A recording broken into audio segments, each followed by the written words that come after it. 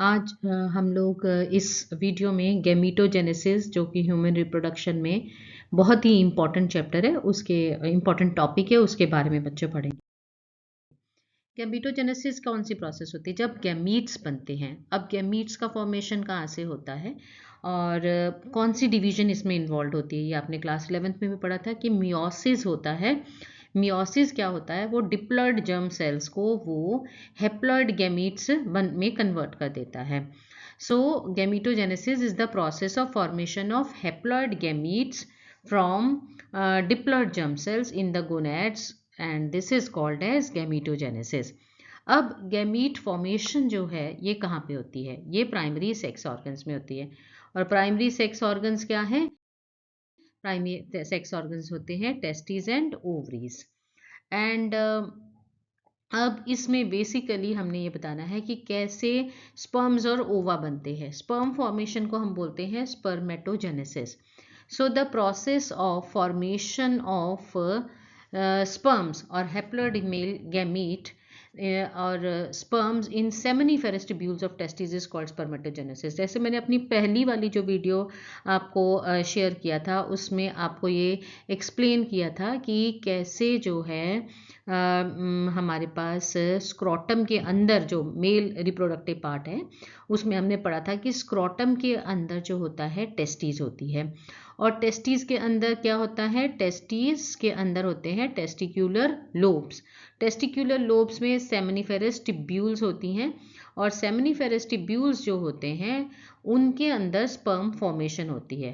सो spermatogenesis की जब हम डेफिनेशन करेंगे सो वो है process of formation of haploid male gamete sperms in seminiferous tubule is known as spermatogenesis.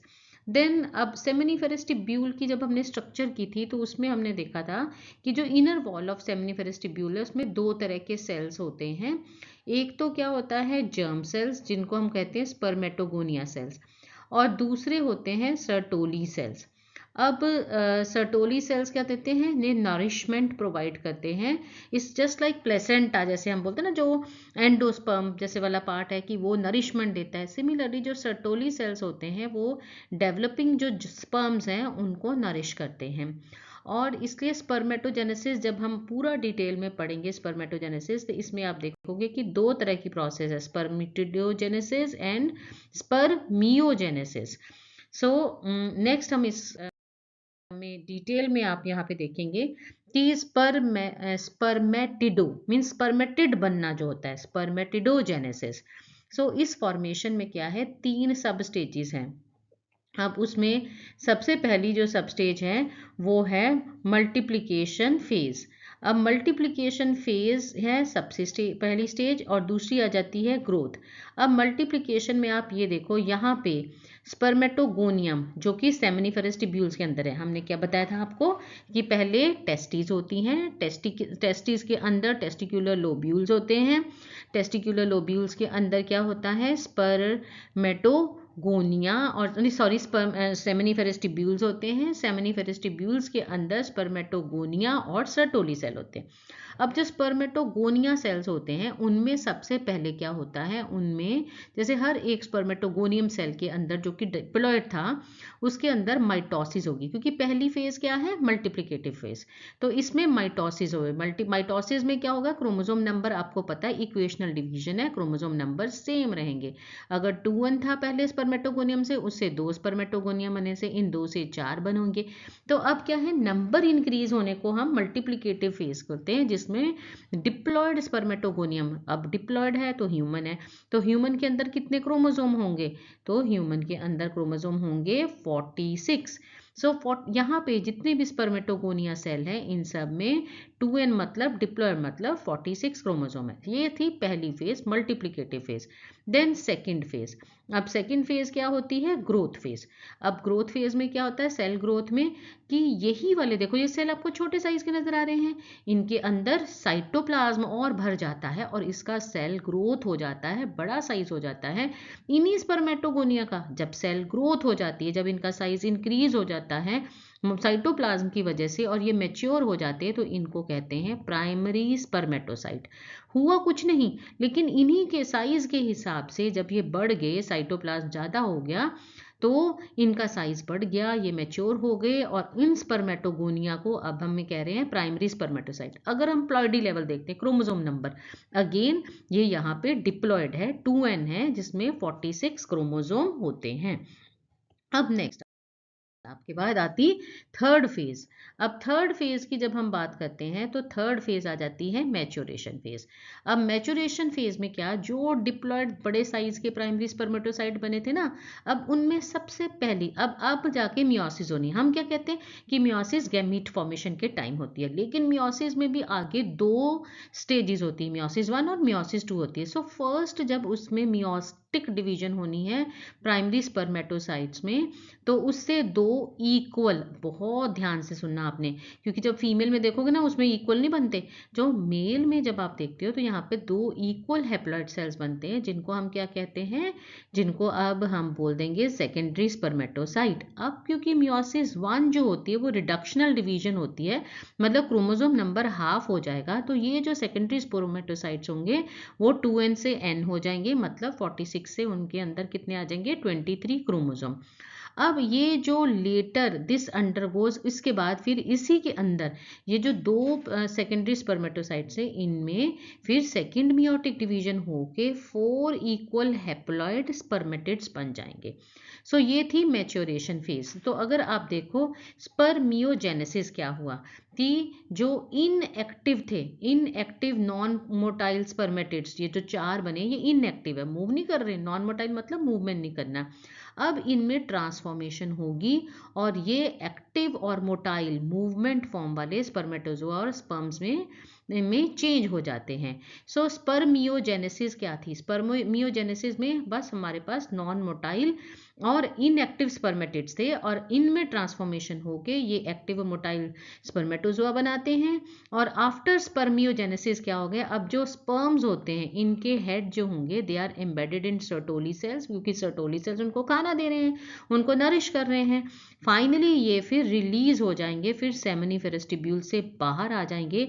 अगर आपको रिप्रोडक्टिव ट्रैक्ट का पता हो तो उसमें क्या था, मैंने आपको क्या बताया था कि टेस्टिस के अंदर टेस्टिक्यूलर लोब्यूल्स और उनके अंदर सेमिनिफेरस ट्यूब्यूल्स, और सेमिनिफेरस ट्यूब्यूल्स के अंदर स्पर्मेटोगोनिया, स्पर्मेटोगोनिया बड़ा साइज के होके पहले मल्टीप्लाई करके उन्होंने ज़्यादा सारे स्पर्मेटोगोनिया बनाए, माइटोसिस से डिप्लॉयड रहे, फिर उनमें पहली फिर उनका साइज बड़ा हुआ, ग्रोथ फेज हुआ, तो जिसमें वो प्राइमरी स्पर्मेटोसाइट बने, उनमें पहली में मियोटिक डिवीजन हुई तो वो सेकेंडरी स्पर्मेटोसाइट्स बने, फिर सेकेंड मियोटिक डिवीजन होने से वो 4 स्पर्मेटिड्स बन गए।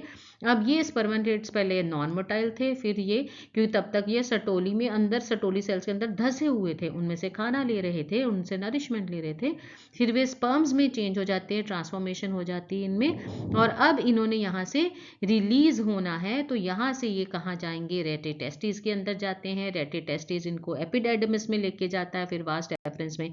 ये सारा आपको रिप्रोडक्टिव जहाँ पे सिस्टम भरा था उसमें बताया गया था। सो अब क्या है, स्पर्मिएशन क्या होता है, उन स्पर्म्स का रिलीज होना सेमिनिफेरस ट्यूब्यूल से।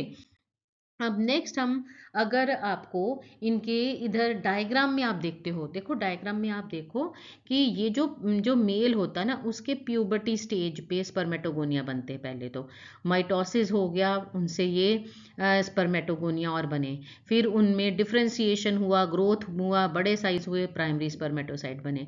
उनमें फर्स्ट मियोटिक डिवीजन हो गई तो वो 23 क्रोमोसोम नंबर है ना, हैप्लॉइड सेकेंडरी स्पर्मेटोसाइट बने। फिर उसमें फिर आगे सेकंड मियोटिक डिवीजन हुआ तो वो स्पर्मेटिड्स बने, उनमें डिफ्रेंसिएशन हुआ तो वो बन गए स्पर्मेटोजोआ। अब यही चीज़, अब इसको ये सारा कुछ जो फॉर्मेशन हो रही है, ये actually this is under control of hormones, कि कौन है जो इनका रिलीज और ये सारी डिविजन्स जो हैं उनको स्टार्ट करवाता है। तो उसमें बेसिकली जो हार्मोन होता है वो होता है GnRH, that is gonadotropin releasing hormone. ये ब्रेन के हाइपोथैलेमिक हार्मोन है, हाइपोथैलेमस पोर्शन में होता है। पता है आपको कि ब्रेन के अंदर हाइपोथैलेमस रीजन है, जिसमें से जो हार्मोन रिलीज होता है GnRH, ये एक्टिवेट करता है किसको, इंटीरियर पिट्यूटरी ग्लैंड को, जिसको हम मास्टर ग्लैंड कहते हैं। इंटीरियर पिट्यूटरी ग्लैंड आगे एक्टिवेट किनको करता है? गोनाडोट्रोपिन्स के, जो कि दो तरह के हार्मोन होते हैं। एक होता है ल्यूटिनाइजिंग हार्मोन जिसको LH बोलते हैं, दूसरा होता है फॉलिकल स्टिमुलेटिंग हार्मोन जिसको FSH बोलते हैं। जो ल्यूटिनाइजिंग हार्मोन होते हैं उन्होंने क्या करना, जैसे आपको बताया था कि सेमिनिफेरस ट्यूब्यूल के अंदर, सेमिनिफेरस ट्यूब्यूल के अंदर क्या क्या होते हैं? स्पर्मेटोगोनिया होते हैं, सर्टोली सेल्स होते हैं, और उसके बाहर क्या होते हैं? इंटरस्टिशियल सेल्स और लेडिग सेल्स। तो ये जो LH है, ल्यूटिनाइजिंग हार्मोन है, अब किसको एक्टिवेट करेंगे? लेडिग सेल्स को, ताकि वो एंड्रोजन्स प्रोड्यूस करें। और एंड्रोजन्स क्या होते हैं? एक्चुअली टेस्टोस्टेरोन्स। सो ये जब जब ये एंड्रोजन्स रिलीज होते हैं लेडिग सेल से, तब स्पर्मेटोजेनेसिस स्टार्ट होता है। और उधर से फॉलिकल स्टिमुलेटिंग हार्मोन क्या करते हैं? वो सर्टोली सेल्स जो हैं, तो वो सर्टोली सेल्स को एक्टिवेट करते हैं, ताकि उनकी सिक्रीशन जो है वो स्पर्मियोजेनेसिस से जो प्रोड्यूस हुए स्पर्मेटिड्स और स्पर्म्स हैं उनको नरिशमेंट दे सकें। Then this is the structure of mature human sperm, जिसमें उसके हेड के ऊपर एक्रोसोम रीजन होता है, न्यूक्लियस कंटेनिंग क्रोमोसोम्स, फिर मिडल पीस में माइटोकॉन्ड्रिया होता है जो कि एनर्जी प्रोवाइड करता है टेल पार्ट को। अब इसकी भी थोड़ी सी मैं आपको डिटेलिंग बता देती हूँ कि स्पर्म का जो पार्ट देखेंगे, सबसे पहला पार्ट उसमें क्या है स्पर्म में? That is head.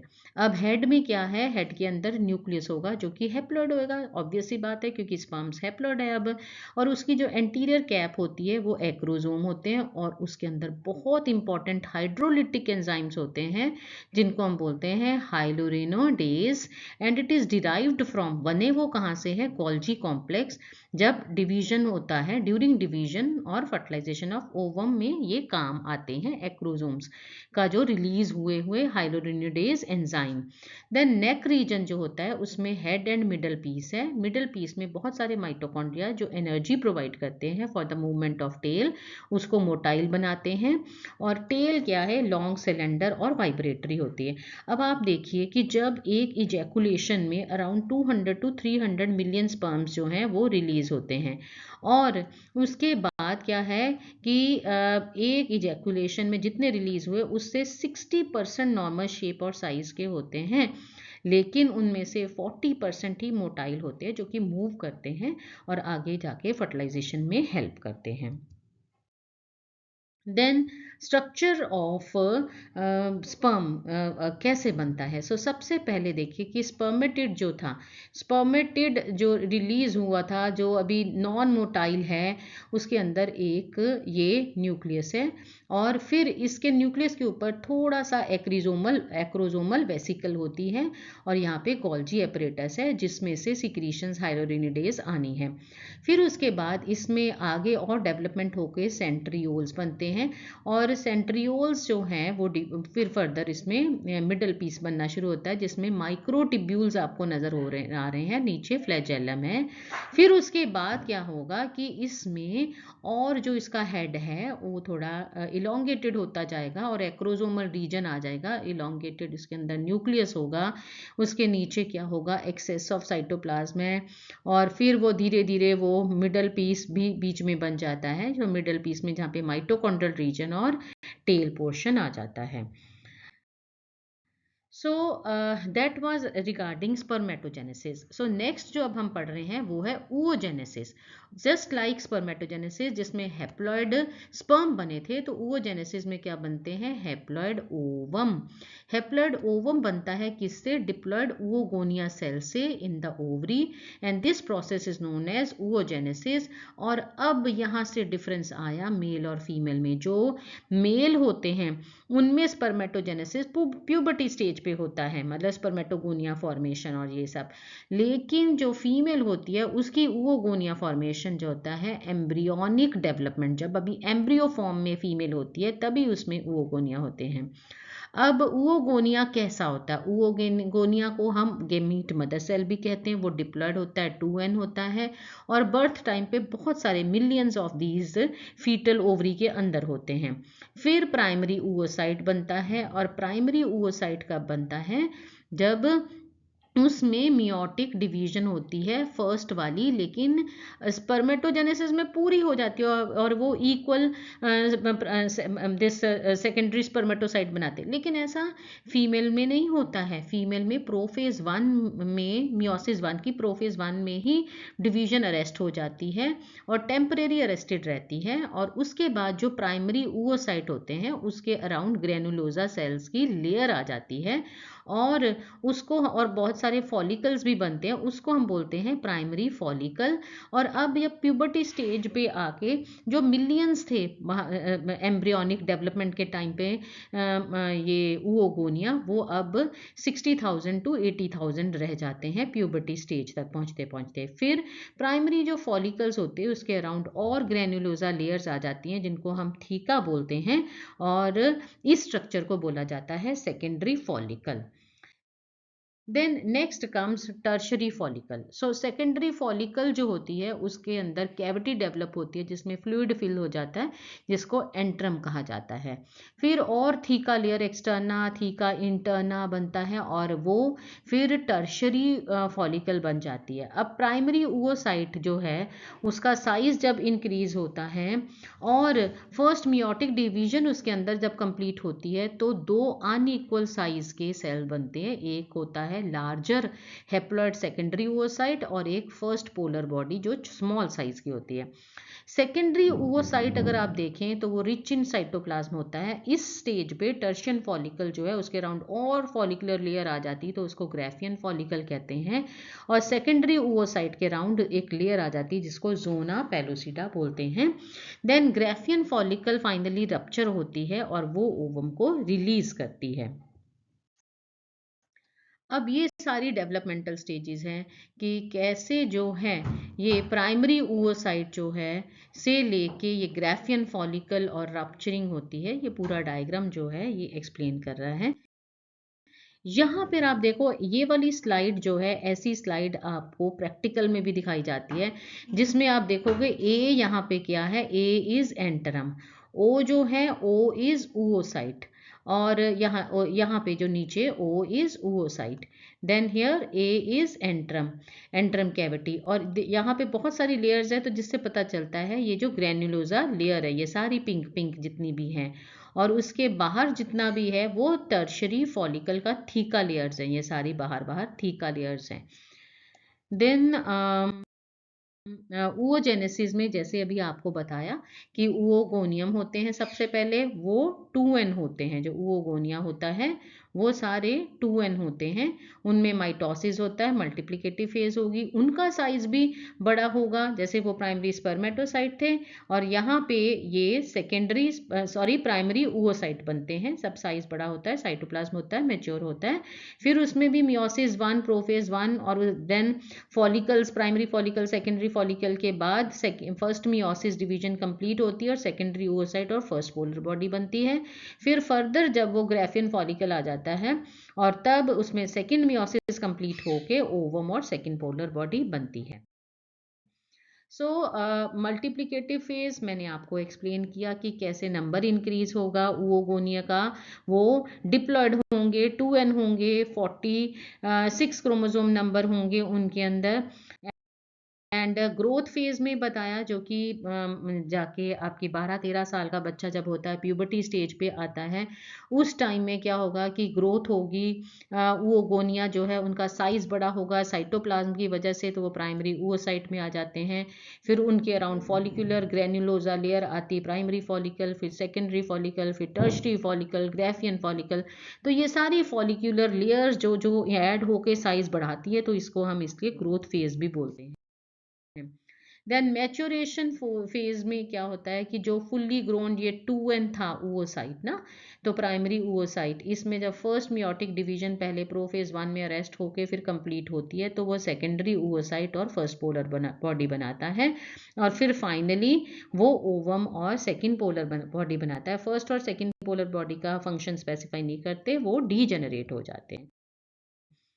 So next, अगर आप मेन डिफरेंसेस देखते हो स्पर्मेटोजेनेसिस और oogenesis में क्या डिफरेंस है, तो देखिए जो oogenesis था, oogenesis जो फीमेल में होता है उसमें अनइक्वल साइटोकाइनेसिस मियोसिस का होता है, जिसकी वजह से जो चाहे ओवम बने या सेकेंडरी oocyte बना, उसके साथ ओवम और सेकेंडरी oocyte बिगर साइज होते हैं, फर्स्ट और सेकेंड पोलर बॉडी जो होते हैं वो शॉर्ट स्मॉलर साइज होते हैं।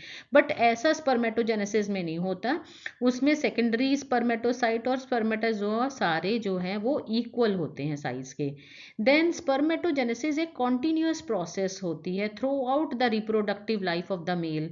स्पर्मेटोगोनिया डेवलप होते रहते हैं, माइटोसिस होती रहती है, लेकिन फीमेल जो है, फीमेल में क्या होता है कि बर्थ टाइम में ही, बस उसमें जब वो फीटल टाइम में ही वो गोनिया बनते हैं, और उसके बाद उनका नंबर रिड्यूस हो जाता है। स्पर्मेटोजेनेसिस एक अनइंटरप्टेड सीक्वेंस होता है, लेकिन जो oogenesis है, अनइंटरप्टेड मीन्स उसमें जब मियोसिस 1 हुआ फिर मियोसिस 2 हो गया, लेकिन जो oogenesis है उसमें मियोसिस 1 भी प्रोफेज 1 पर अरेस्ट हो गया, तो उसमें बीच में लॉन्ग रेस्टिंग पीरियड आ जाता है। सो ये बेसिक डिफरेंसेस है between spermatogenesis and oogenesis processes.